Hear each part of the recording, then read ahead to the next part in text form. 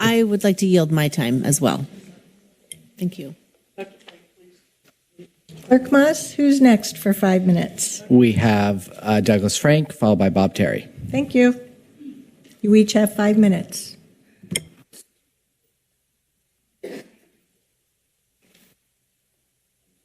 All righty.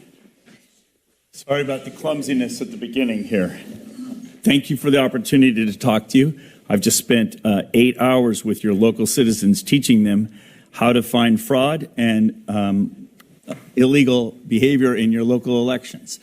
I've been traveling the country for 4 years, almost continuously, teaching people these strategies. I started my work in the state of Pennsylvania at the request of the legislature there. I learned what I learned I couldn't unsee.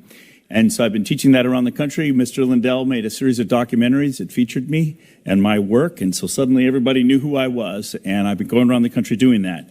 We are headed for some really interesting times in Oregon. And I wanted to make you aware of that. And I wanted to give you a recommendation. What's happening is you're being sued right now by Judicial Watch for illegal voter rolls in your state. And they're going to win that case. I've seen this all around the country. Your voter rolls, as will be demonstrated very shortly by your own citizens, are illegal and out of compliance with federal standards. And Judicial Watch doesn't just sue willy-nilly. They deliberately choose where they are going to sue, and they have not yet lost one of these cases. So that's one thing you have coming down the pike. Second thing coming down the pike is we're several counties in Oregon. I've just spent a week here talking to several of them. They're about to come forward with actual documentable fraud in your elections, unassailable cases of fraud that will confirm what the Judicial Watch lawsuit is going to be proving in court. So that's the second thing. Third thing that's about to happen to you is the President of the United States is about to make it a federal law that you have to have your elections on single day on paper with photo ID, and you're not going to be able to do your mail-in voting thing. So suddenly you're about to be in a situation where you're out of compliance with federal law. So what are you going to do about it is the question. And I've learned a really interesting strategy as I've traveled the country. And what that is commissions like you, who you need to be responsive because you have to deal with these things. What do? We can't have these discussions in a mere 5 minutes. So I'm going to recommend something to you. I'm going to recommend that you establish what's called an election commission. You each appoint somebody, volunteer, so it doesn't require a budget, from your community to represent your interests, and we can have hearings in public sessions. I've participated in many of these around the country. You can bring in me if you'd like to talk, maybe 30 minutes and explain some things. You can invite in various election companies. You could invite in Clear Ballot. You could invite in Dominion. You could invite in ES&S, all these various election companies to consider the arguments in a more serious, rigorous way. And then this board that you establish can make, after public discussion, after, not just 5 minutes at a time, that can come to you and make recommendations that you can vote on. Because you're going to be in this situation.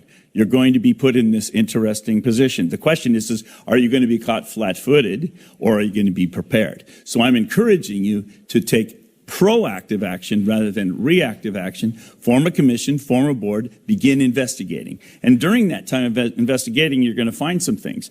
You're going to discover that you do have amazingly dirty voter rolls. We're going to bring it and show it to you. Statewide, you have more people in your voter rolls than you have voting age people.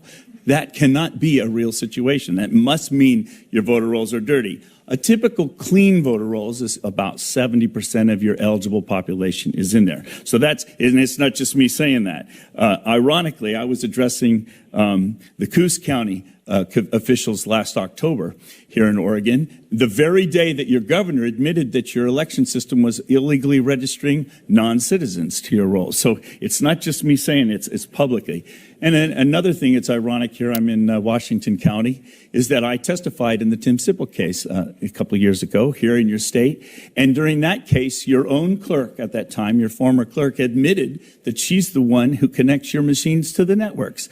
And the federal law specifically addresses this. Federal law says if your machines have the capability of connecting to the internet, they cannot be used during federal elections. So you're in violation of that law.